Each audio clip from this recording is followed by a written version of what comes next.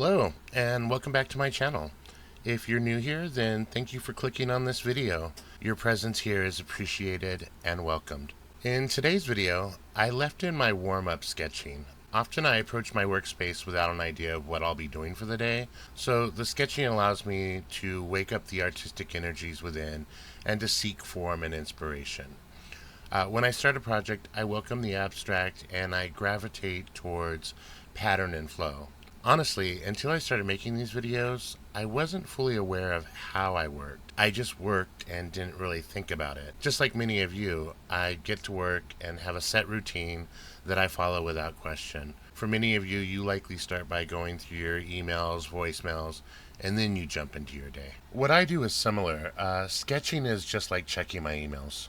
You'll notice that in today's video, I spent a minute working on this pattern and staying in the abstract. I was conflicted on whether I wanted to create an image or an all-over pattern.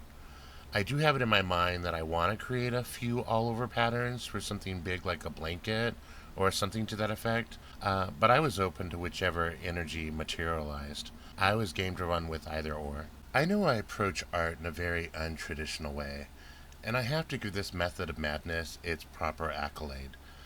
When I was young, really young, like 4 or 5, I went to a daycare that had a truly brilliant young woman.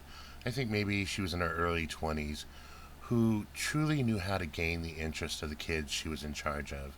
She came up with the best projects. There was this one day in particular where she had instructed us to color, but we didn't have any coloring books, and her response was just amazing. She was like, "You don't need coloring books," and she grabbed a marker and did a quick scribble on the paper and said, "Now color that in and make it look pretty."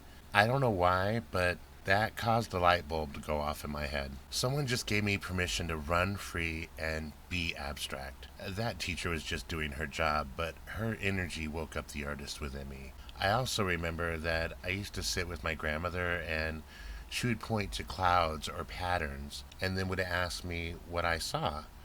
And then she would tell me what she saw. And it just became this really fun game that I could play all the time, and I kind of did. Okay, that was a little off topic, but my point with that ramble is that you can find form in the pattern, in the abstract, in the chaos. It doesn't even try to hide itself very well. If you look with your imagination, you'll find all sorts of forms to inspire you with, which leads nicely back to the creation of this image. I love how this evolved from just random pattern into something that is both interesting and has a really cool cosmology type of thing going on. Right now, I like the direction this image is going in, and I just want to add some depth.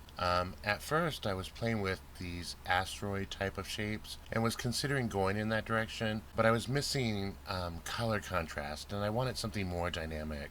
Due to this color palette being full of muted, cool greens, purples, and blues, I knew I could make a huge impact by having some warm, vibrant tones of red, orange, and yellow in the foreground. So a comet or a fireball would tie in with this theme and give that contrast. Also, I was playing a little bit with the yin-yang idea and wanted to include it in a subtle way. If you've watched my past videos, you'll notice that I really love the liquify tool. I'm sure I'm not using it as it was intended, but I started my art career as a traditional oil painter, and to give me access to a tool that lets me manipulate the surface similar to how you can with oil is just way too cool.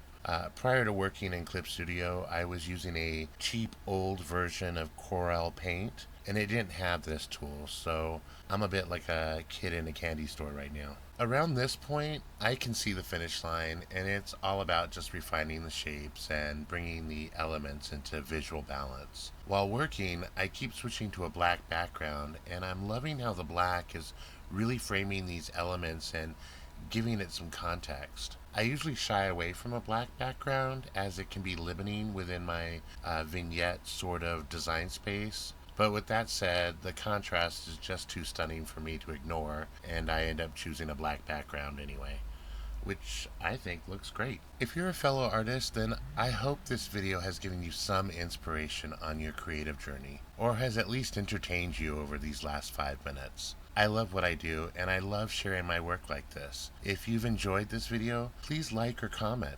Your engagement will ensure that I continue to grow here on YouTube.